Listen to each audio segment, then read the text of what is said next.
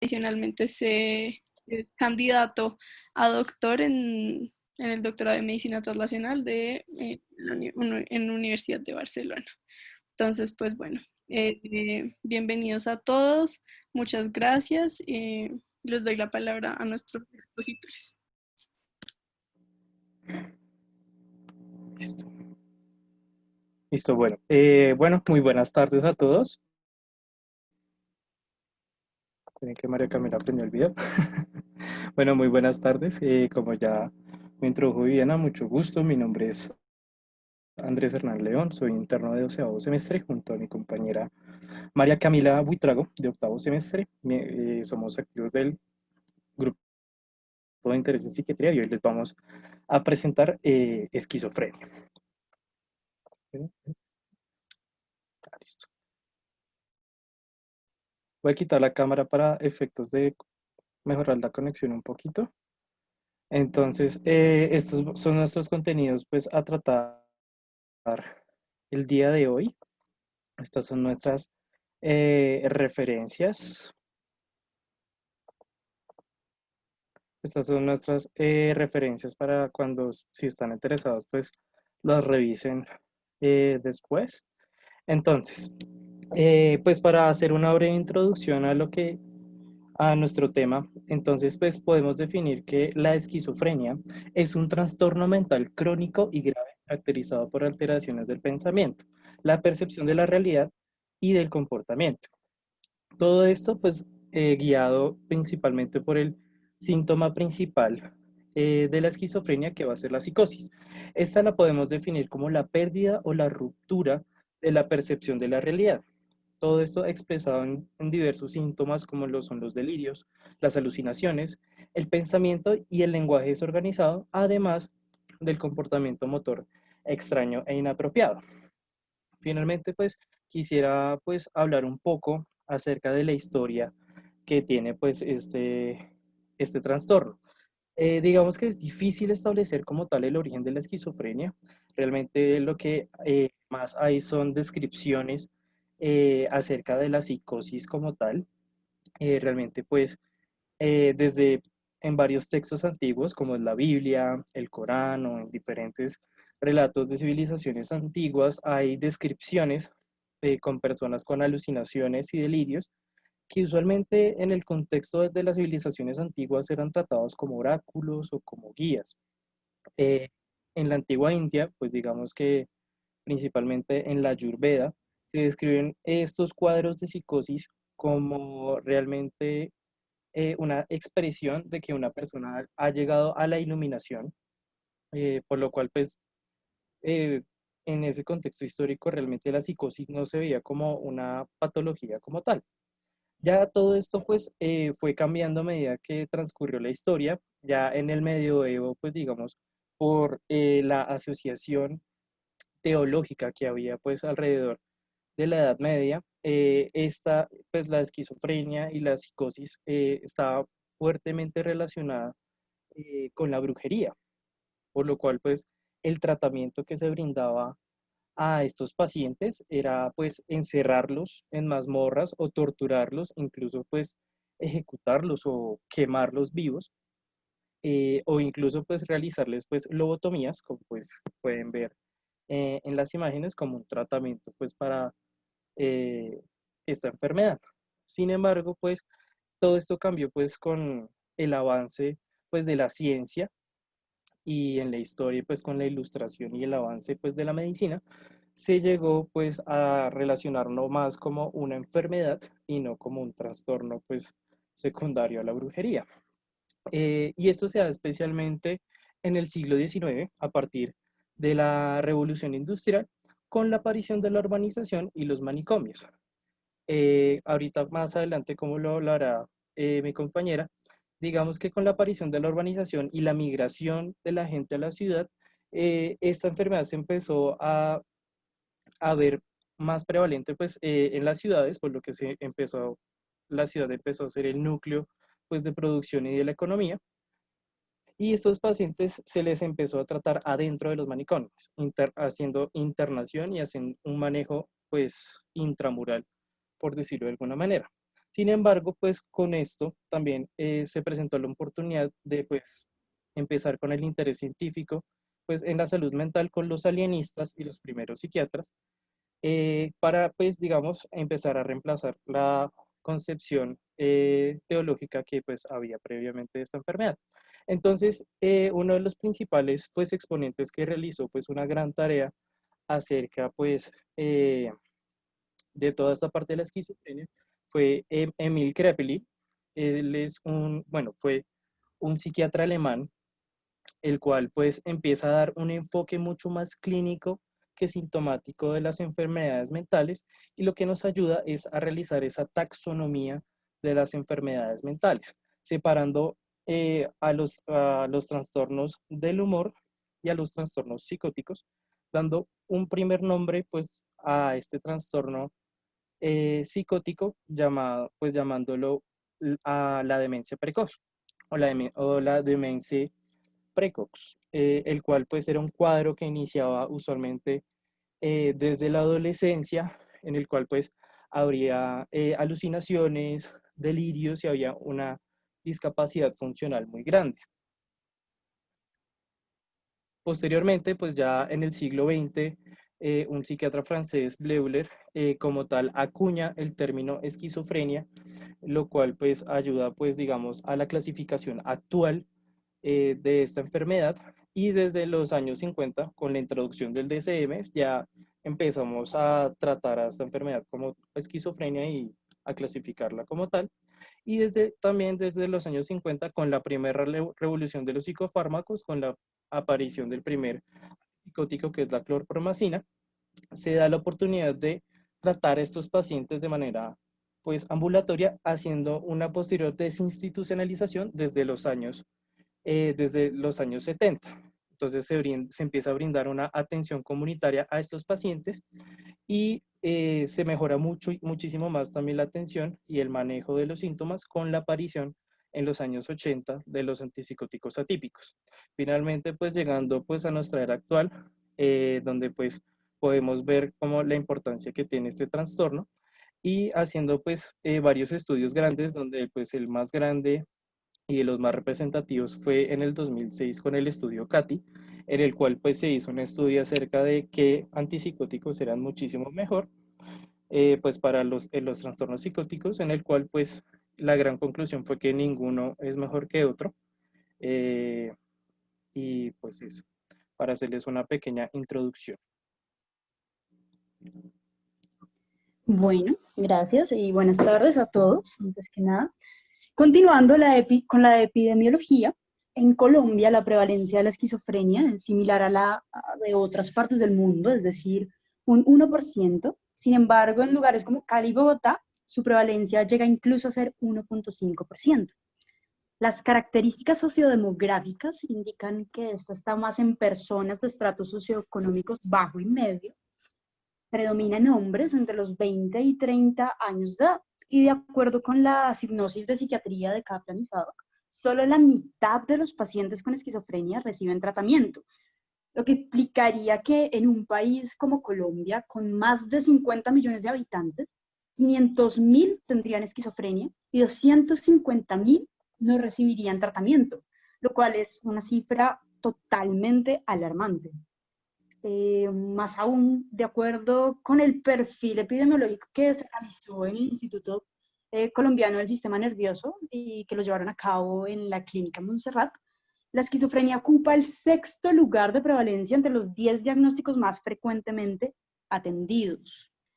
Se dice que suele iniciar, como ya les había dicho, entre los 10 a 25 años en hombres y 25 a 30 años en mujeres, pero pues digamos que alguna literatura indica que esto es más por la falta de un diagnóstico oportuno en las mujeres, pues a menudo se diagnostican con trastornos afectivos, dada la mayor tasa de conductas autolesivas y pues intentos de suicidio en esta población.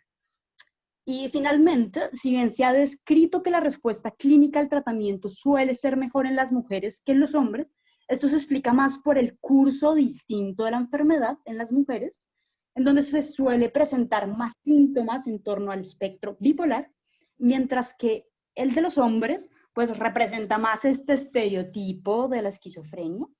lo que realmente llevaría como a pensar, no que las mujeres vayan a tener un mejor desenlace clínico, sino que las manifestaciones suelen ser distintas a las del cuadro de un hombre.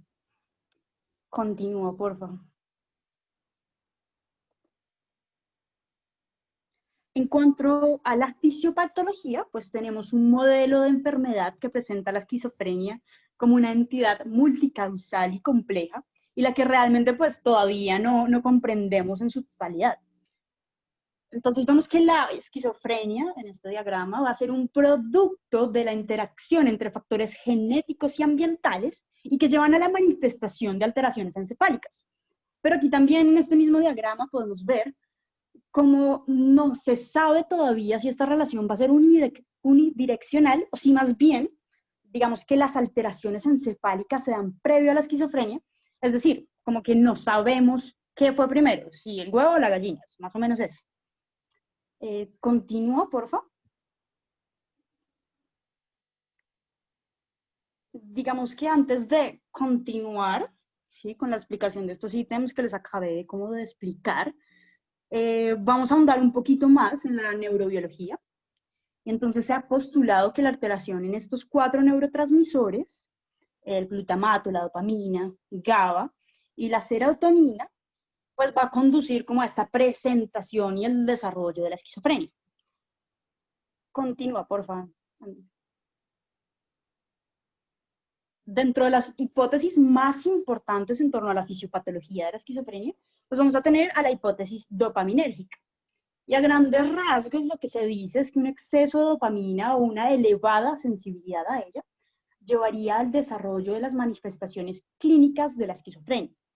Y aquí como un dato interesante, pues esta hipótesis se formuló tras descubrir que la administración de antipsicóticos típicos o antagonistas del receptor D2 eran efectivos en la esquizofrenia y que las anfetaminas y la fenciclidina, que son sustancias que como que aumentan la transmisión dopaminérgica, producían psicosis tóxicas que van a ser similares en su manifestación a la esquizofrenia. Entonces, continuando, pues debemos tener en cuenta que la dopamina va a tener 2 rutas importantes en el desarrollo de la esquizofrenia, que son la mesocortical y la mesolímbica. Pero también se encuentran células dopaminérgicas en las vías tuberoinfundibular y las vías nigroestriadas. Y esto va a ser importante ya cuando hablemos de los antipsicóticos típicos y atípicos y sus efectos adversos. Entonces, tenemos la vía mesolímbica, que es esta primera que pueden ver, y se va a extender desde el área tegmental ventral del mesencéfalo a áreas límbicas como el núcleo accumbens, que va a formar parte de todo este circuito de recompensa. Y una hiperactividad dopaminérgica va pues, a generar los síntomas positivos. La segunda vía, la vía mesocortical, va a proyectar desde el área tegmental ventral al córtex prefrontal, ventromedial y dorsolateral. El área prefrontal, ventromedial, se relaciona con funciones de regulación emocional y de la afectividad, y el área del córtex dorsolateral se ha relacionado con la regulación de funciones cognitivas. Por lo que digamos que de acá se explicaría algunos síntomas negativos y cognitivos que se presentan en la esquizofrenia. La tercera sería la vía tuberoinfundibular, que va a estar desde el hipotálamo hasta la hipófisis anterior y media algunas funciones neuroendocrinas, como la secreción de la prolactina, inhibiendo su liberación. Entonces, cuando estemos hablando de estos antipsicóticos típicos, quienes van a actuar en esta vía también, tenemos que tener en cuenta los efectos adversos como la galactorrea, la amenorrea y la disfunción sexual, pues dado el aumento de la prolactina. Y la última, la vía nigroestriada, se va a extender desde la sustancia negra del troncoencéfalo a los ganglios basales o el estriado. Y esta vía es fundamental en el control motor, por lo que los efectos adversos de los antagonistas del receptor D2 van a incluir a la acapicia, la distonía, el temblor y la rigidez. Continúa, por favor.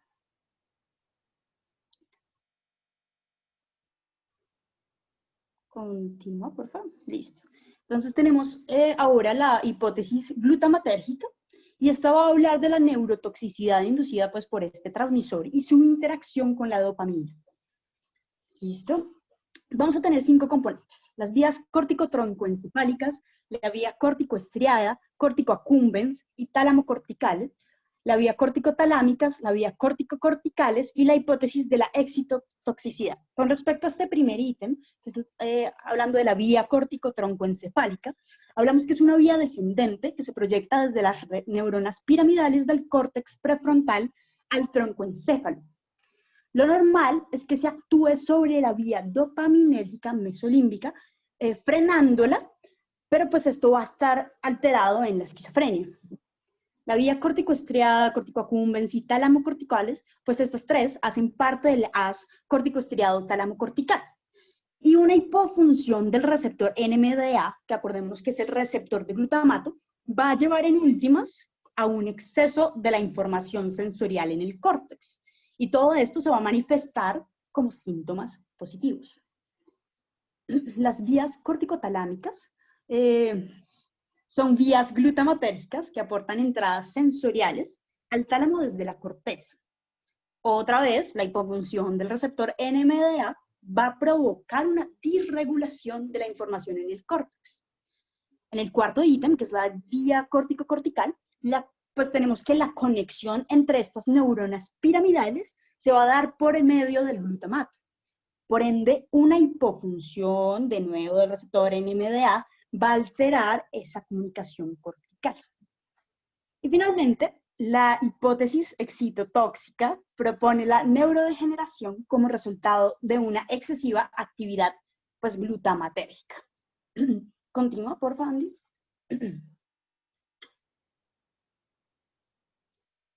La hipótesis serotoninérgica nos habla cómo la serotonina, al tener un efecto inhibidor, va a contribuir también a la hipofunción de la vía dopaminérgica en el córtex prefrontal, lo que va a conllevar a síntomas negativos. Sigue, por favor. Y aquí tenemos una imagen que muestra un breve resumen de lo que les acababa de mencionar. Entonces tenemos que las líneas azules van a representar la dopamina, las moradas el glutamato y las verdes a GABA. Y se sabe así que las psicosis idiopáticas, entre estas, pues la esquizofrenia, van a surgir como una hiperactividad de las neuronas que liberan glutamato, ¿sí? Hacia esas células que están localizadas y que proyectan señales desde la región CA1 en el hipocampo, y esto va a ser consecuencia de los déficits en la neuronas GABAérgicas en el hipocampo y pues por los receptores NMDA hipofuncionantes. Esta hiperactividad como tal en el hipocampo nos va a llevar a un aumento de la liberación de dopamina, ya sea en el estriado o por la estimulación de neuronas dopaminérgicas mesolímbicas que van a proyectar señales al núcleo accumbens y el córtex prefrontal. Y pues este ciclo se perpetúa y se perpetúa por medio de las señales de retroalimentación que se envían al hipocampo. Entonces, tenemos una desinhibición de las neuronas piramidales que causa la disfunción cognitiva y síntomas negativos y una liberación subcortical excesiva de dopamina que pues, va a provocar los síntomas de psicosis. Por favor, sigue.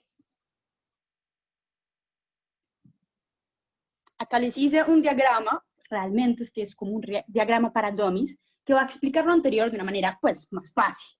Entonces, tenemos una hipofunción del receptor NMDA que lleva a la hiperactividad dopaminérgica en la vía mesolímbica mediada por la ausencia de la inhibición ¿sí? de la GABAérgica que va a llevar a los síntomas positivos y a una hipoactividad dopaminérgica en la vía mesocortical que va a resultar en los síntomas negativos. ¿Listo? Continúa, Andy, por favor. Y bueno, pues ya teniendo en cuenta todo lo que les he mencionado, pues vamos a poder entender un poco mejor cómo estos factores genéticos se van a correlacionar con el desarrollo de la esquizofrenia. Entonces tenemos el gen DTNP1 que va a codificar para la distrobrevina, que va a ser una proteína que hace parte del complejo proteico que está asociado a la distrofina y se expresan las neuronas glutamatérgicas y las sinapsis hipotalámicas. Tenemos el gen DISC1 y se dice que una expresión alterada como en este gen lleva a una disfunción de los circuitos neuronales del hipocampo y la corteza prefrontal medial, y esto va a generar un déficit en la memoria ejecutiva. El gen DAAO, o deaminoácido oxidasa, va a ser el encargado de codificar una enzima que oxida la D-serina, la cual es un activador alostérico del receptor NMDA. Y el gen COMT, o catecolortometiltransferasa, pues va a ser una enzima que inactiva los neurotransmisores y las hormonas catecolamínicas y sus metabolitos mediante la metilación. Y bueno, en últimas, una disfunción se asociaría como a las características cognitivas presentes en la esquizofrenia. Y finalmente, el gen NRG1 va a codificar para la neuroregulina y podría estar relacionado con la enfermedad esquizofrénica debido a su rol pues, en el neurodesarrollo, en la plasticidad sináptica y en la regulación también del glutamato. Entonces vemos que la mayoría de alteraciones en estos genes nos van a hablar de alteraciones en las vías glutamatérgicas que llevan a la alteración de las rutas dopaminérgicas y GABAérgicas, pues como ya les había hablado hace unos minutos. Continúa, por favor.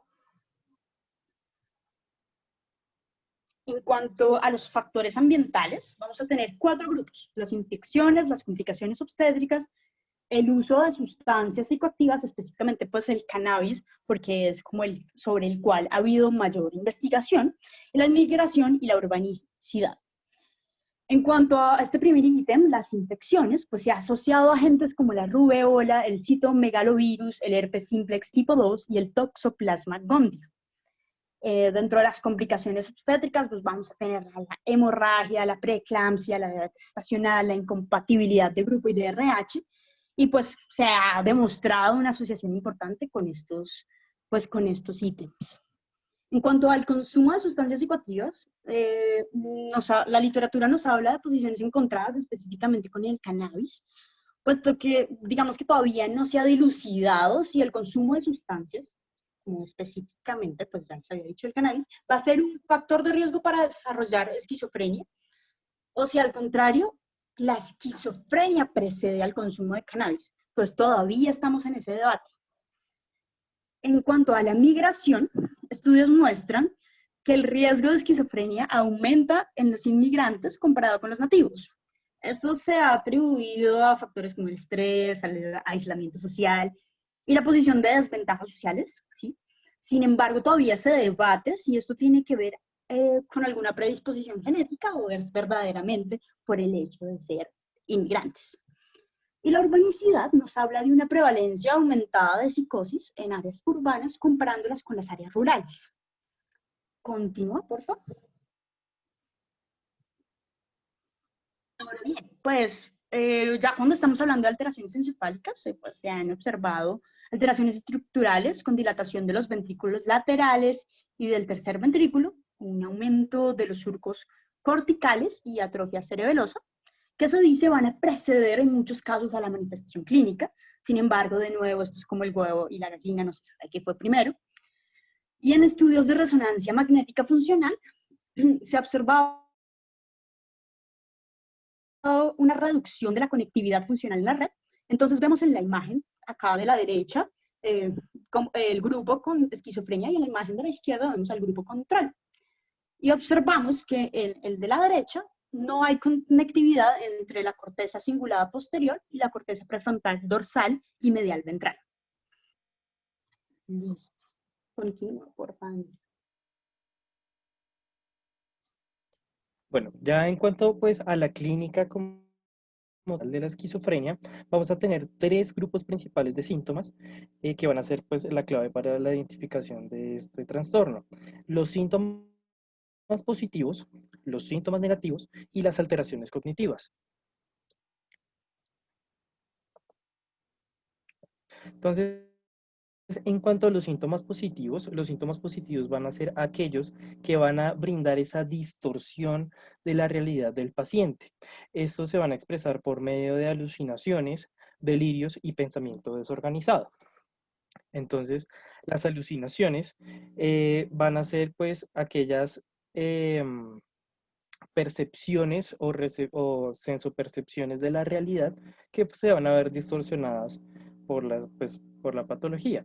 Pueden ser simples o complejas. Las alucinaciones simples son voces, luces, sombras, son imágenes o, o sonidos muy simples, por decirlo de alguna manera, a diferencia de las alucinaciones complejas que ya van a ser figuras o voces que pues a- que se van a diferenciar pues de las anteriores.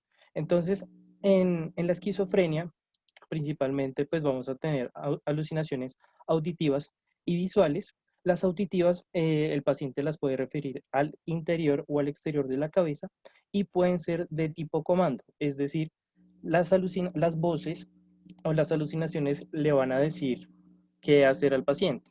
Entonces le van a brindar acciones o le van a decir que haga o que realice alguna acción. O pueden ser de crítica o abuso, es decir, que el paciente escuche comentarios negativos de él mismo.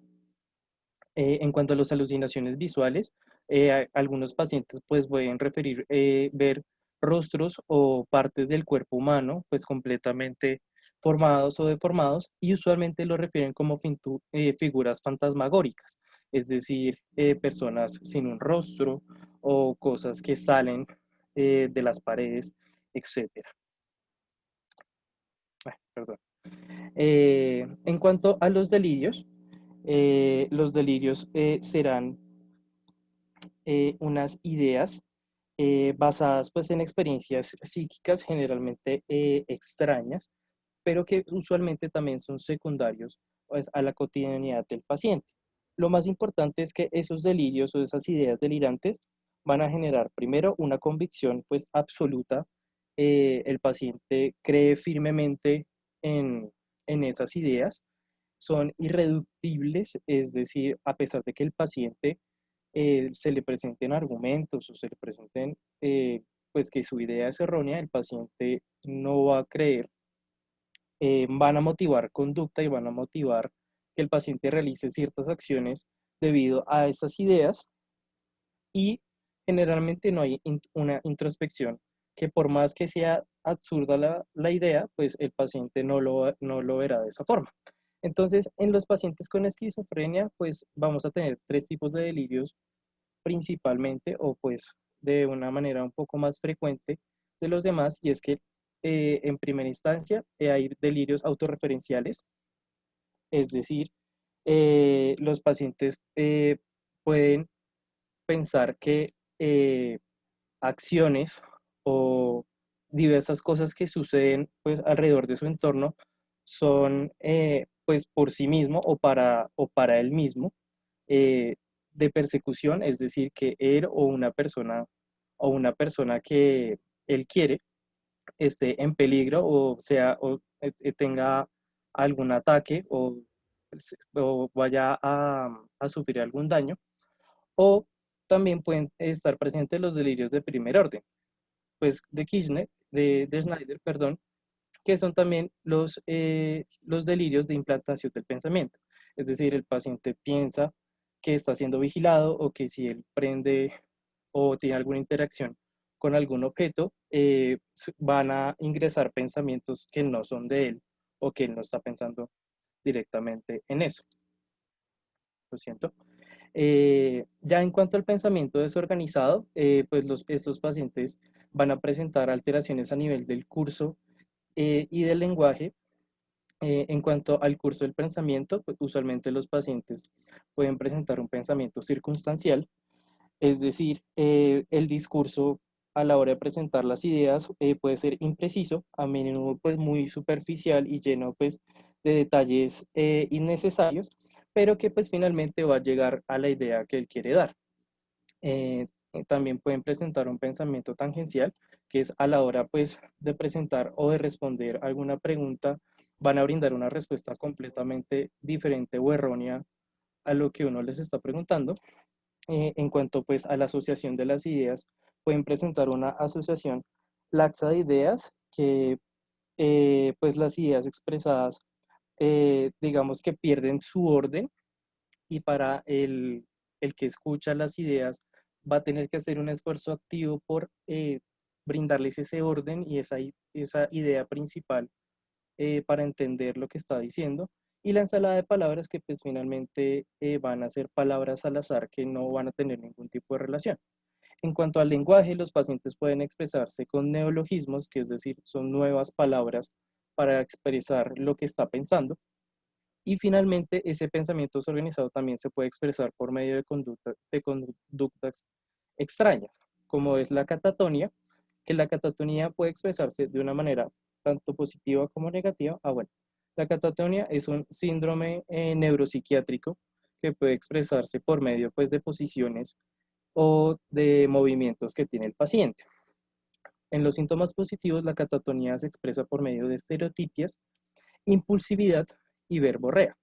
Además, el paciente también puede agitarse debido pues, a este pensamiento desorganizado. Ya en cuanto a los síntomas negativos, como verán, son 5, se pueden expresar pues, o los podemos clasificar como las 5 A's de los síntomas negativos de la esquizofrenia y los podemos separar en 2 grupos, el conjunto de la amotivación y el conjunto de la expresividad emocional. El conjunto de la amotivación van a ser aquellos síntomas que no permitan al paciente realizar actividades diarias, es decir, no le van a permitir relacionarse o realizar tareas de manera adecuada, en los que pues primero tenemos la bulia, que va a ser pues esa falta de motivación o esa falta de querer tomar decisiones al respecto de él, la anedonia, que es la falta pues, de sentir el placer en actividades que él previamente realizaba, y la asociabilidad, que va a ser el principal síntoma por el cual los pacientes se van a aislar. Por otro lado, en el conjunto de la expresividad emocional, vamos a ver que estos pacientes van a tener el afecto mucho más aplanado o mermado, y la alogia, que va a ser la falta de producción idioverbal o la falta pues, de la expresión del lenguaje como tal de los pacientes. Ya en cuanto pues, al conjunto de síntomas de la alteración cognitiva, vamos a ver que esta pues, va a ser secundaria pues, allá todo el proceso de la esquizofrenia y van a generar daños pues, en la funcionalidad del paciente, donde principalmente se va a ver una disminución de las funciones ejecutivas. Es decir, vamos a tener una disminución en la memoria del trabajo, un déficit en la atención, una falta de ejecución en las tareas finas y una lentitud en el pensamiento. Entonces, pues ya habiendo explicado pues, la clínica del paciente, vamos a hablar sobre los criterios diagnósticos como tal de la esquizofrenia. Entonces, el primer ítem nos habla pues del criterio sintomático que pues debemos tener para diagnosticar la esquizofrenia. Entonces, es de lo que ya les mencioné previamente. Entonces, el primer criterio habla de que debe haber 2 o más síntomas donde uno de ellos debe ser alguno de los siguientes 3 que como se darán cuenta son algún síntoma positivo. Entonces debe haber o alucinaciones, o delirios, o discurso desorganizado junto a otro de ellos, o también comportamiento desorganizado catatónico o síntomas negativos. En cuanto pues al segundo criterio, pues como todas todos los trastornos mentales, va a haber una disminución en la funcionalidad del paciente, pues en los ámbitos principales de su vida, como los el trabajo, las relaciones sociales y los estudios. El tercer criterio, que va a ser para que sea esquizofrenia, sí o sí, los síntomas deben tener una duración de 6 meses, incluido el pródromo, y o un mes de síntomas ininterrumpidos de manera aguda, o menos si necesitan hospitalización o si ya fueron tratados previamente. Ya en cuanto a los criterios de exclusión de la enfermedad, lo primero es que se habrá descartado un trastorno esquizoafectivo o un trastorno depresivo o bipolar con características psicóticas, porque bien, o no hay síntomas afectivos durante los periodos activos de la enfermedad, o los síntomas afectivos no son más prevalentes que los síntomas psicóticos. En cuanto pues, a otro de los criterios de exclusión de pues, casi todas las enfermedades mentales, pues el efecto no se va a poder ver atribuido a una sustancia, un medicamento u otra afección médica. Y por último, si hay un diagnóstico previo de un trastorno dentro del espectro autista o de la comunicación en la infancia, los síntomas psicóticos deben ser notables de por lo menos un mes de duración. Ya entonces, pues para hablar en cuanto a la evolución y la historia natural de la enfermedad, debemos decir que pues se han propuesto múltiples modelos para explicar cómo es la evolución de la esquizofrenia. Sin embargo, pues el modelo de estadiaje o de estadificación pues de la enfermedad lo que nos permite es en separarlo en diferentes momentos de la enfermedad y así realizar una mejor intervención en cuanto a la promoción y la prevención de la enfermedad.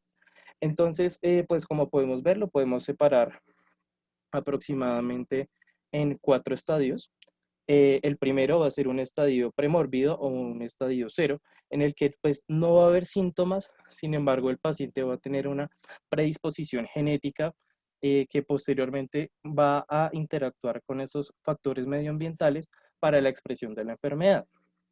Posteriormente, eh, cuando esos dos factores interactúan, empieza a haber un periodo de pródromo en el cual pues van a haber o un estadio 1A o 1B, en el que pues van a haber síntomas psicóticos atenuados. Es decir, el paciente puede estar suspicadas, puede ir expresando ideas delirantes, sin embargo, pues no va a afectar mucho la funcionalidad del paciente. Esto hasta que pues haya una inminencia de psicosis y posteriormente se dé el episodio psicótico o el primer episodio psicótico, que sería un estadio 2, en el que ya va a haber un deterioro en la salud del paciente debido a la psicosis que se presenta. Acá es muy importante porque muchas veces los pacientes han tenido síntomas psicóticos o ya han presentado el primer episodio psicótico y estos usualmente no son tratados o no son detectados hasta posteriormente que se dé una descompensación aguda y logre ser tratado de una manera hospitalaria. Entonces, siempre es importante identificar cuándo fue el primer episodio psicótico del paciente y cuándo y hasta cuándo fue el primer episodio psicótico tratado de ese paciente. ¿Por qué? Porque por medio de esto vamos a poder sacar algo que se llama la duración de psicosis no tratada o el DUP en inglés, el cual va a ser uno de los mayores factores que nos van a hablar de pronóstico para estos pacientes. Cuando en ese tiempo entre el primer episodio psicótico y el primer episodio psicótico tratado hay una duración de por lo menos 2 años, podemos hablar de que esos pacientes van a tener un peor pronóstico. Entonces, por último, ya en el último estadio de la enfermedad, pues es donde vamos a ver, pues digamos, la esquizofrenia ya crónica o residual, en donde pues vamos a ver que los pacientes lo que vamos a tratar de hacer van a ser intervenciones para evitar para aumentar la prevención y evitar la progresión de la enfermedad. Entonces ahí es donde ya vamos a ver la prevalencia de síntomas positivos, de síntomas negativos, de la disfunción cognitiva y la pérdida de la funcionalidad del. Entonces, también siempre es muy importante pues que hablemos de los diagnósticos diferenciales que puede tener la esquizofrenia. Principalmente pues vamos a tener un diagnóstico pues diferenciales en cuanto a otros trastornos mentales, los trastornos orgánicos, trastorno por uso de sustancias, donde pues finalmente lo principal o en donde se van a entrecruzar estos tres van a ser la psicosis, por lo cual pues debemos tener en cuenta qué otros diagnósticos podemos tener para estos pacientes. Entonces, en cuanto a los trastornos mentales, lo vimos pues básicamente en episodios de psicosis episódicas, de psicosis continuas y en rasgos de personalidad que pueden expresar parecidos a la psicosis. Entonces, en cuanto a la psicosis episódica, pues primero podemos tener el episodio psicótico breve. Van a ser episodios de psicosis que duren al menos un día, pero menos de un mes. Y lo más importante es que estos pacientes van a poder tener un retorno a la funcionalidad.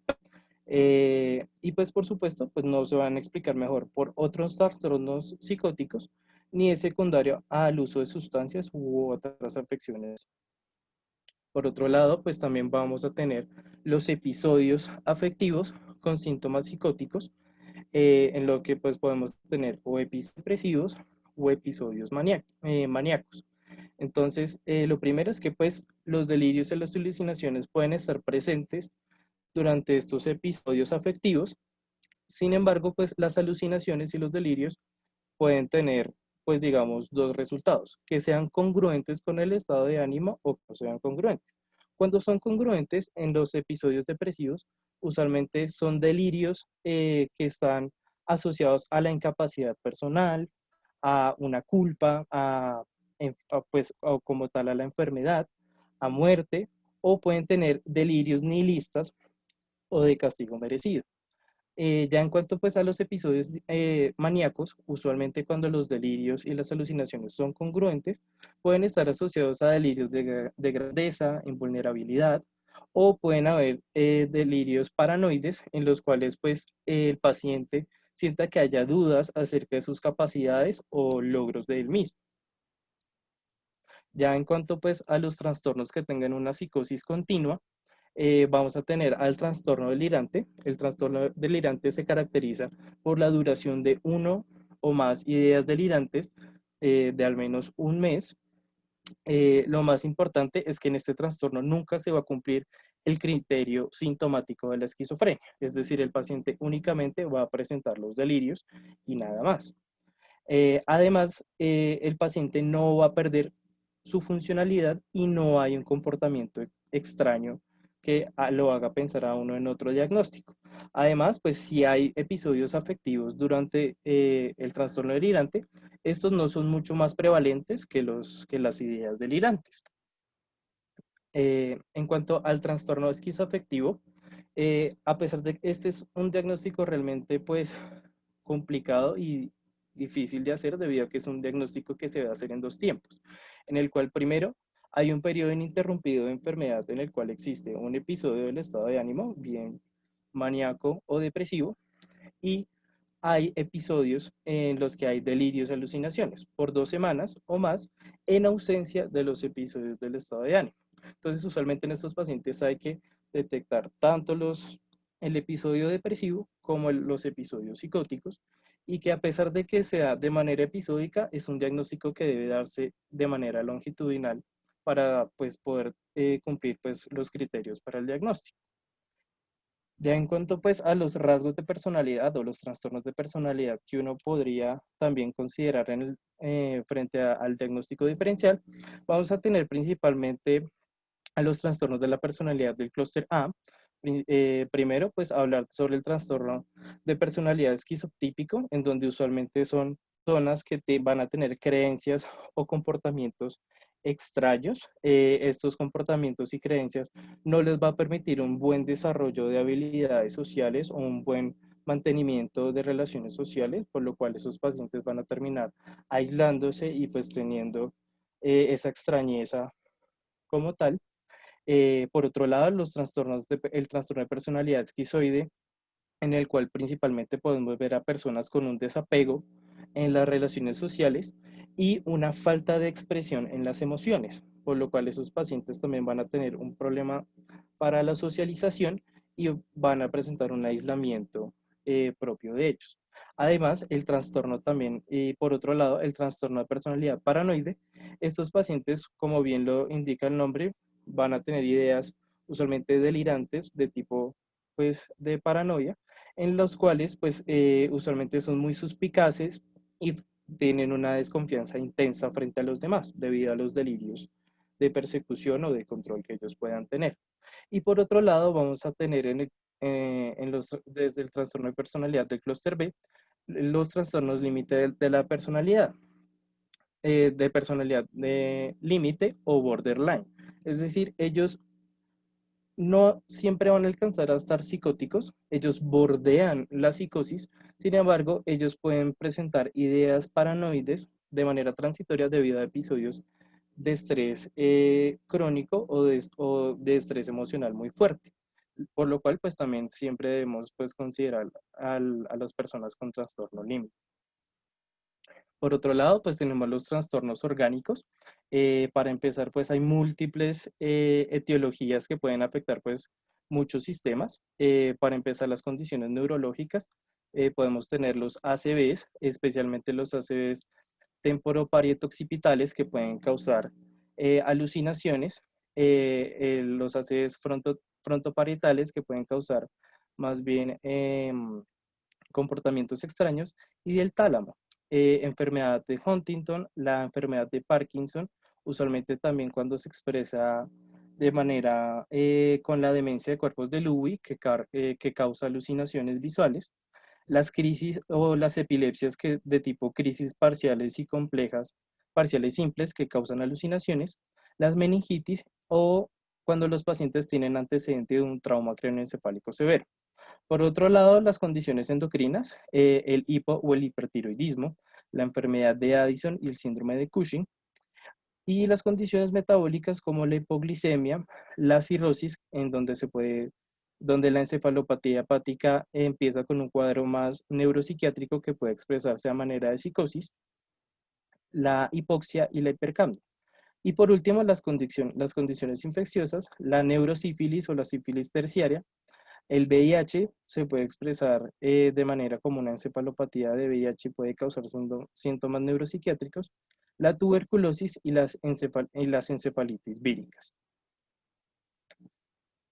Por último, en cuanto a este diagnóstico diferencial, pues están los trastornos también inducidos por sustancias. Entonces, vamos a hablar acerca de la presencia de alucinaciones o delirios, y los síntomas se van a expresar durante el consumo o la abstinencia de una sustancia o de un medicamento. Estas sustancias usualmente pueden ser sustancias que causen las alucinaciones como tal, o sean alucinógenas. Sin embargo, pues la que tiene mucha más investigación, como lo dijo mi compañera, es el cannabis. Sin embargo, el cannabis no es una sustancia alucinógena, pero nos puede predisponer para que se presente ese estado de psicosis, o bien por el consumo de cannabis, de cepas de cannabis con un alto contenido de THC, podrían también generar alucinosis. También el alcohol, los esteroides anabolizantes, las anfetaminas, la cocaína, el LSD, los inhalantes como el pegamento o disolventes, la heroína y los barbitúricos y las benzodiazepinas. También podemos tener medicamentos que causen alucinaciones y delirios como los opioides, la ketamina, el topiramato, que es un anticonvulsivo, y la sidobudina, que es un antirretroviral para el manejo del VIH o de la hepatitis B, y químicos diferentes como los organofosforados, el monóxido de carbono o las intoxicaciones por metales pesados. Entonces, siempre pues tener en cuenta pues todos estos ambos criterios diagnósticos. Por supuesto, también no se van a explicar mejor por otro trastorno psicótico no inducido por sustancias, y nunca se van a producir en el transcurso de un síndrome confusional. Es decir, nunca estos se van a expresar con una alteración del estado de la conciencia o dentro de un delirio. Entonces, ya teniendo en cuenta en cuanto a la parte de los trastornos orgánicos y los trastornos de sustancias, que debemos solicitarlo siempre que un paciente psicótico llegue pues a algún servicio de urgencias o de atención primaria. Entonces, como pues podemos ver, hay diversas patologías que pueden causar esto, por lo cual siempre es importante solicitar una función tiroidea, una función hepática, hacer un tamizaje para VIH y sífilis, tomar glucometrías a los pacientes, tomar un hemograma, realizar tóxicos tanto en orina como en sangre para descartar un trastorno inducido por sustancias, y siempre realizar una imagen, especialmente si es el primer episodio psicótico del paciente, para descartar también procesos compresivos o una ACV. Y listo. Bueno, continuando con el tratamiento debe seguir los siguientes lineamientos. Se debe involucrar al paciente activamente, es decir, el paciente debe estar al tanto de su tratamiento, debe comprenderlo y en lo posible debe poder llevarlo a cabo. Se debe hacer una alianza terapéutica y estimulación del cumplimiento terapéutico, lo que quiere decir que el paciente debe sentirse apoyado por nosotros en un ambiente comprensivo que le permita expresarse y pues asimismo que genere una mejor adherencia al tratamiento. Debemos buscar también tratar todas las comorbilidades asociadas. Debemos apelar al contexto específico del paciente, pues no todos los pacientes, por ejemplo, van a vivir en un lugar con acceso al psiquiatra 24/7. No todos los pacientes van a tener el recurso económico para comprar medicamentos o incluso para poder garantizar acudir a una psicoterapia regular, por lo que se debe indagar sobre ese contexto y tenemos que optar por la mejor solución para el paciente y para su contexto particular. ¿Listo? También debemos procurar un trabajo integral en donde no solo se incluyen a los otros profesionales de la salud, sino a la red de apoyo del paciente y a otros miembros, ¿sí?, de sus esferas sociales más próximas. Continúa, por favor. En el tratamiento vamos a encontrar el tratamiento farmacológico, el tratamiento no farmacológico y la terapia electroconvulsiva. Sigue, por favor. En cuanto al tratamiento farmacológico, vamos a tener a los antipsicóticos típicos, los antipsicóticos atípicos y los antipsicóticos de depósito. En este punto, a fin del tiempo y de que la próxima semana va a haber una revisión específica del tema de antipsicóticos, a la que por supuesto les extiendo a todos la invitación, pues no voy a ahondar mucho como tal en el mecanismo de acción de los fármacos. No obstante, sí hay como unos puntos que quisiera como resaltar. Continúa, por favor. Con respecto a los antipsicóticos típicos, pues bueno, son los primeros que se sintetizaron y son antagonistas del receptor D2, por lo que, como les había comentado al inicio de la sesión, van a tener más efectos adversos extrapiramidales, pues no solo van a actuar en esa vía mesolímbica y mesocortical, sino que van a alterar la dopamina, en la vía tubero-infundibular y nigroestriada. Acá podemos encontrar a los fármacos como el haloperidol, la levopramacina, la trifluoperacina. Los antipsicóticos atípicos tienen un antagonismo parcial por los receptores de dopamina y también lo que van a hacer en últimas es como modular el aumento de dopamina en la vía nigroestriada y tuberoinfundibular por medio de un antagonismo del receptor 5-HT2A, que es un receptor serotoninérgico, por lo que va a haber menos síntomas extrapiramidales. Y lo que pasa con estos medicamentos es que van a tener más síntomas metabólicos, en cambio, pues digamos, de los síntomas extrapiramidales, que igual pueden presentarse, pero en menor proporción que los antipsicóticos típicos. Los antipsicóticos de depósito han surgido como una buena alternativa, digamos, en aquellos pacientes que no son adherentes al tratamiento, puesto que se pueden aplicar cada 1 o 2 semanas o una indicación. Dentro de estos encontramos al haloperidol decanoato, la glugenacina decanoato, el palmitato de pipotiacina, la risperidona de liberación prolongada, el palmitato de paliperidona y el aripiprazol. Continúa, por favor. Bueno, acá en Colombia, ¿sí?, en las guías colombianas, la primera línea como tal va a corresponder a los siguientes medicamentos. Entonces va a ser a la clozapina, la risperidona, la paliperidona, la onlanzapina y la ciprasidona. Y el amisulpride, perdón. Y los de segunda línea serían los otros, como el aripiprazol, el haloperidol, la quetiapina y la ciprasidona. Y además, pues en los pacientes con refractariedad al tratamiento, vamos a tener indicada la clozapina. ¿Listo? Continúa, por favor.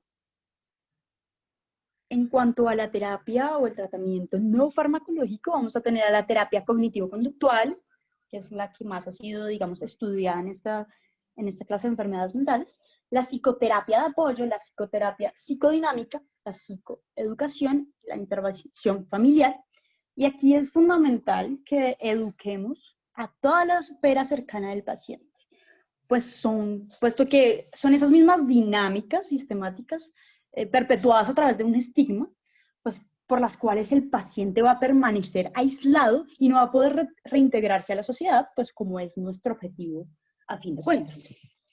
La rehabilitación cognitiva, el entrenamiento en habilidades sociales, el entrenamiento en actividades de la vida diaria, las técnicas expresivas. Bueno, y con esto, con respecto a este último punto, pues se ha dicho que la musicoterapia y la arteterapia pueden ser herramientas muy útiles para un desarrollo clínico favorable, entonces también podríamos explorarlas. También tenemos que el apoyo a la inserción laboral también puede ser fundamental. Continúa, por favor. En cuanto a la terapia electroconvulsiva, se recomienda conjuntamente con el tratamiento farmacológico y en aquellas formas resistentes, y se ha visto que tiene un mejor pronóstico en cuanto al cuadro es más agudo. Puede estar indicada en los casos con componente motor importante, una gran desorganización conductual, el antecedente de una buena respuesta a la terapia electroconvulsiva, un riesgo suicida muy elevado y pues si el paciente, por supuesto, lo prefiere. Y continúa, por favor. Y bueno, ya para terminar, el estigma es un tema fundamental a la hora de hablar sobre esquizofrenia. Pues antes que nada, el solo hecho de referirse al paciente como un esquizofrénico ya empieza a codificar una serie de elementos que van a enajenar al paciente de su condición de persona y le atribuyen únicamente las características de la enfermedad. Pero ¿y por qué? Pues porque el lenguaje en sí mismo crea una realidad y también va a construir una identidad también para el paciente. Entonces, pues vamos a ver que en el imaginario colectivo vamos a tener como ciertos estereotipos de un paciente con esquizofrenia, son los que ven acá en la diapositiva, como la peligrosidad y relación con actos violentos, la responsabilidad sobre la enfermedad, entonces le atribuyen al paciente la culpa de tener la enfermedad, la incompetencia e incapacidad, la impredecibilidad y la falta de control. Pues es nuestra responsabilidad realmente como médicos y futuros médicos, además de agentes de cambio, empezar a educar y empezar a transformar esos estigmas, buscando una reintegración del paciente a su contexto social de una manera óptima y que le permita ser una persona funcional, gozando de sus capacidades y de derechos en plenitud.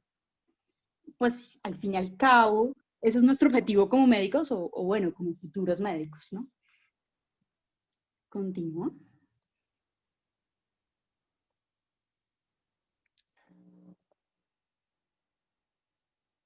Bueno, entonces pues para concluir, pues digamos, vamos a dejarles unos mensajes para la casa. La esquizofrenia, pues como hemos visto, pues es un trastorno mental crónico y grave, pues con un gran compromiso de la funcionalidad. Es una enfermedad multifactorial que se desarrolla principalmente por la interacción entre la genética y los factores ambientales. Los principales síntomas, pues como vieron, pues son los síntomas positivos, los negativos y las alteraciones cognitivas. Esta sintomatología para hacer esquizofrenia debe durar 6 meses, incluyendo el pródromo de la enfermedad. La estadificación de la enfermedad es un modelo que nos va a permitir intervenir de manera temprana y prevenir la progresión de la enfermedad. Hay múltiples diagnósticos diferenciales, entre los cuales pues tenemos otros trastornos mentales, trastornos orgánicos y trastornos pues asociados al uso de sustancias. El tratamiento farmacológico principalmente pues serán los antipsicóticos atípicos y siempre hay que recordar que estos pacientes van a requerir un equipo multidisciplinario que nos ayuden a la rehabilitación del paciente. Y por supuesto, pues como lo dijo Camila, debemos hacer agentes de cambio para encontrar el estigma pues, de todas las enfermedades mentales, pero pues especialmente también de la esquizofrenia. Bueno, muchísimas gracias y espero pues que hayan aprendido mucho. No sé Excelente, si tengan muchísimas alguna gracias. pregunta. Bueno, profe, muchas gracias. Bueno, no sé si el doctor quiera añadir algo adicional. En general, todo lo que comentaron está muy bien. Estamos de acuerdo de lo que hoy por hoy se habla de esquizofrenia, eh, que es una enfermedad poco comprendida, muy devastadora en muchos pacientes y muchas familias, y que día tras día se encuentran nuevas nuevos aspectos respecto a la enfermedad y se conceptualizan nuevas cosas. Entonces, esto que han mencionado en general es muy acorde con lo que hoy en día se habla sobre la enfermedad. Si hay preguntas, yo estoy aquí dispuesto a resolverlas. Por ejemplo, estoy leyendo que Nicolás Ramos hace unas cuantas preguntitas. Si les parece, las puedo leer y las puedo resolver. Por favor, doctor, adelante. Claro, doctor. Nicolás nos pregunta diferencias entre alucinaciones, pseudoalucinaciones y alucinosis. Bien, la diferencia entre unas y otras depende de qué tan consciente está uno de que lo que uno está teniendo son alucinaciones. Es decir, esto es una pregunta más de semiología psiquiátrica. Cuando uno tiene alucinaciones, uno no es consciente de que en efecto son alucinaciones, ¿sí? Es decir, uno no logra diferenciar estas alucinaciones de el resto de información que uno está captando del mundo exterior. Eh, Eso, digamos, es lo que define una alucinación en sí misma, aun cuando las características de las alucinaciones usualmente no son tan, los detalles de las alucinaciones no son tan claros como en el resto de las cosas que experimentamos en el mundo real. Las pseudoalucinaciones y las alucinosis tienen un origen orgánico, las alucinosis en particular, y el paciente es consciente de que está teniendo alucinaciones, ¿sí? Esa es la principal diferencia entre alucinaciones, pseudoalucinaciones y alucinosis. La otra es cuál es la manera más objetiva de diferenciar un pródromo de un episodio psicótico franco. Es una muy buena pregunta. Digamos que eso todavía no está muy claro, ¿ya? Todavía no hay mucho consenso con respecto a la definición de pródromo. Cuando estaban diseñando el DSM-5 antes de 2013, la APA decía con bombos y platillos que querían generar una nueva categoría diagnóstica para el pródromo de psicosis, pero no se puede porque el diagnóstico de pródromos es muy esquivo, ¿sí? Es decir, imaginemos que en el pródromo lo que hay es muchos síntomas mentales que no son tan graves como para comprometer la funcionalidad del sujeto, pero sí son más o menos evidentes como para diferenciarlos con respecto a la población general. Entonces, en el pródromos es como si estuviera todo revuelto, es como si uno estuviera empezando a hacer una sopa, ¿sí? Y apenas le echa un poquito de agua, sal y ajo y quizás cebolla, qué sé yo. Y de ahí puede surgir cualquier cosa, o sea, después tú le puedes echar pollo, costilla, qué sé yo, y van a salir distintas sopas, aun cuando la esencia puede ser la misma. Entonces, en el pródromos hay algunos síntomas que son inespecíficos y a medida que avanza la enfermedad, puede que se desarrolle una depresión, una esquizofrenia, un trastorno de ansiedad, un trastorno bipolar. Y eso fue lo que limitó la posibilidad de poder decir esto es un pródromo de esquizofrenia. Y eso es lo que limita la posibilidad de uno poder decir cómo, cómo se ve un pródromo de una esquizofrenia. Quizá el avance más grande al respecto es el que ha hecho el grupo de Patrick McGorry y los australianos en primer episodio psicótico, que ellos decidieron categorizar los pródromos en tres tipos. Los pacientes que tienen una carga genética importante y un compromiso funcional y cognitivo evidente, los pacientes que tienen síntomas psicóticos atenuados y los pacientes que tienen síntomas psicóticos breves intermitentes. En los síntomas psicóticos atenuados es como si hubiera, por ejemplo, no delirios, pero sí una interpretación extraña, al menos extraña, de la realidad. Y son síntomas que son constantes.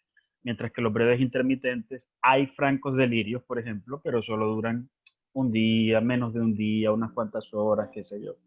Eso es prodrómico. En el primer episodio psicótico sí se cumple sí o sí el criterio A del DSM. Esa es la principal diferencia. Y bueno, creo que esa era la pregunta.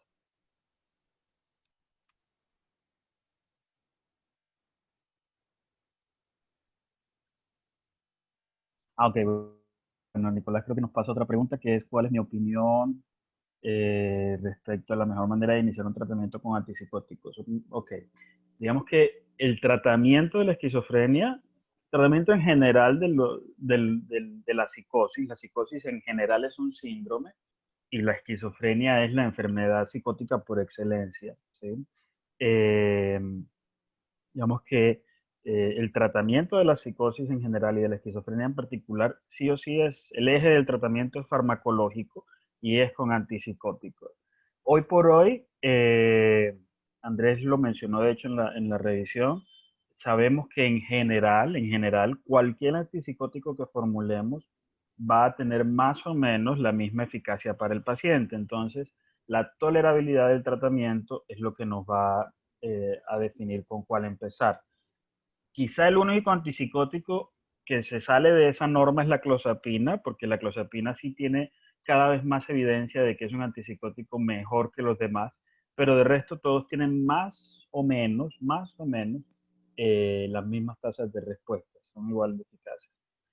Entonces, los antipsicóticos atípicos suelen ser mejor tolerados y suelen traer menos efectos extrapiramidales y por eso son los recomendados para iniciar el tratamiento. Hay que iniciarlo siempre a dosis bajas e irlo titulando progresivamente de acuerdo con la severidad del caso, la severidad de los síntomas y la respuesta al tratamiento. Todo depende también de en qué momento de la enfermedad se encuentra, por eso los felicito por traer a colación esto que hoy en día está en boga, que es la estadificación de la enfermedad. Antes, cuando Kraepelin y durante todos los 100 años que le siguieron, creíamos que la esquizofrenia era inexorablemente una enfermedad que deterioraba a los pacientes y hoy en día sabemos que no es así. Y eso, hoy por hoy sabemos que dependiendo del estadio en el que está la enfermedad, habrá que hacer unas u otras intervenciones. Entonces, también depende de eso, de en qué momento de la enfermedad estamos, si estamos empezando, si es un primer episodio, si es una enfermedad crónica, etc. Pero en general los antipsicóticos atípicos son una muy buena opción. Los antipsicóticos de larga acción, los inyectables de larga acción, cada vez hay más evidencia que también está a favor de su uso. Y no solo por el hecho de mejorar adherencia, sino porque parece que tienen francos beneficios con respecto a los orales. Pero bueno, eso ya lo revisarán todo esto con más calmita eh, la próxima semana, creo. Mariana dice, terapias alternativas, ¿qué tan efectivas son? Nada efectivas. ¿Qué tanto son realmente usadas? Lo que digan los pacientes. En general, como les decía, el eje del tratamiento farmacológico es con antipsicóticos, eh, así que los psiquiatras no formulamos terapias alternativas en el caso de la esquizofrenia. Eh, entonces, no son usadas, pero los pacientes y los familiares, digamos, como en esa búsqueda de encontrar respuesta a los síntomas, suelen intentar con muchos compuestos fitofarmacológicos y demás, pero esto no tiene evidencia alguna. Bueno, la última, ¿qué probabilidad existe de que los pacientes que presenten personalidades clusteradas evolucionen a franca esquizofrenia? No es tan frecuente. A ver, en las personalidades del clúster A, sobre todo lo esquizoide, menos lo esquizotípico y aún menos lo paranoide, sobre todo lo esquizoide, podría corresponder a un pródromo de esquizofrenia, sobre todo cuando estas características de personalidad son muy marcadas al comienzo de la adolescencia. Eh, pero digamos que no es muy frecuente que los pacientes con trastornos de personalidad de clúster A desarrollen una esquizofrenia franca. Es más frecuente, de hecho, por ejemplo, que los pacientes limítrofes tengan microincursiones psicóticas a que alguien con un trastorno de personalidad de clúster A tenga un franco episodio psicótico, ¿de acuerdo? Pero tal vez entre los trastornos de personalidad del clúster A, el trastorno esquizoide puede ser el que más eh, digamos, puede ser el que más tenga en algún punto características de una esquizofrenia que el CIE-10 clasifica como esquizofrenia simple, que son pacientes que exhiben los síntomas negativos de la enfermedad, pero no los síntomas psicóticos en ningún momento, ¿ok? Pero digamos que no es la esquizofrenia a la que estamos muy acostumbrados, ¿de acuerdo? Eh, eso. Bueno, muy bien. María dice, el uso de drogas psicodélicas puede desencadenar esquizofrenia, así como el uso de cannabis en edades tempranas. No es muy claro. Los psicodélicos, supongo que ahí nos referiríamos a alucinógenos, hongos, ácidos, podrían desarrollar cuadros de psicosis tóxica, ¿sí? Es decir, el paciente ingiere, el sujeto ingiere, por ejemplo,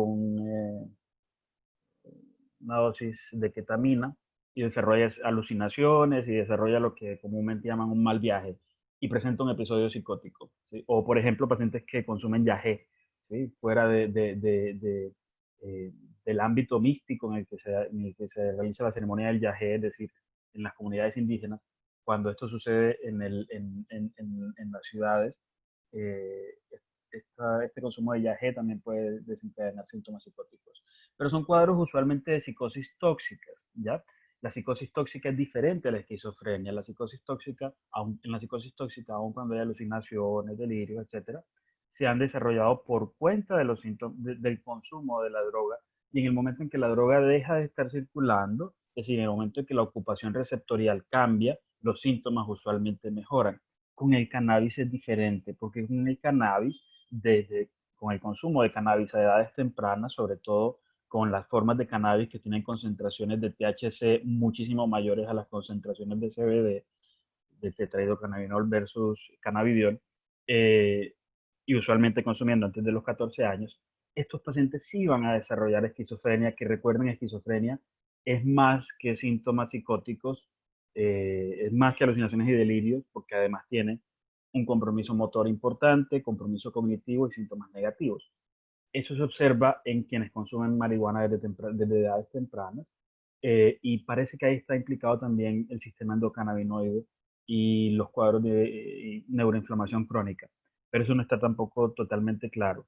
Eh, María Camila creo que era quien mencionaba algo que sabemos, y es que la relación cannabis y en general drogas, esquizofrenia, si bien esa correlación es muy clara y está firmemente establecida, no se sabe cómo es la relación causal. Es decir, la correlación está, pero la causalidad es la que todavía no está totalmente clara, entonces necesitamos un poco de más estudios para tener respuesta eh, a eso.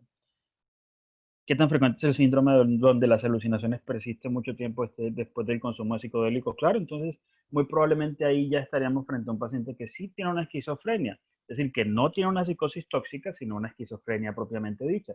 Pero insisto, fue el consumo de psicodélicos el que necesariamente ocasionó la esquizofrenia, o simplemente era una persona que ya tenía algunos síntomas de esquizofrenia, ¿sí? Y presentó un consumo puntual, y eso causó una psicosis tóxica en ese momento, y ya ahí se hizo evidente la esquizofrenia.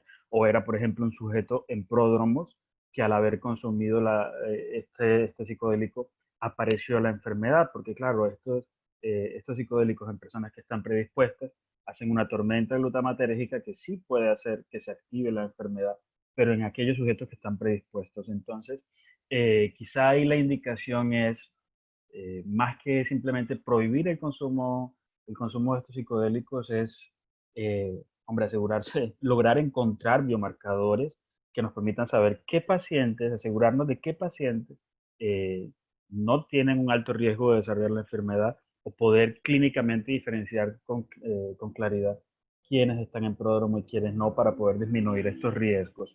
Sí, pero eso es, digamos que todavía no es muy claro, y todavía se está investigando mucho para poder tener un poco más de claridad al respecto.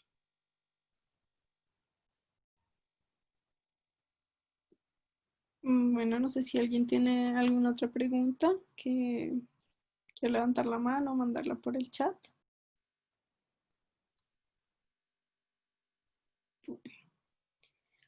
Bueno, si no hay más preguntas, En este entonces, caso, la palabra en este caso va a ser psicosis.